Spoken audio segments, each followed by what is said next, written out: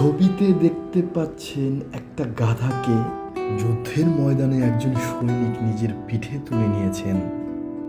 কি ভাবছেন, অবলা প্রাণীর প্রতি সৈনিকের অগাধ ভালোবাসা?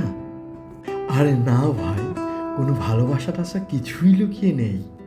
আসলে এই গাধাটিকে যদি ছেড়ে দেওয়া হয়, সে ভুল পথে হেঁটে ওখানে মাটিতে পুঁতে রাখা মাইনগুলোর বিস্ফোরণ ঘটিয়ে সবাইকে বিপদে ফেলে দিত।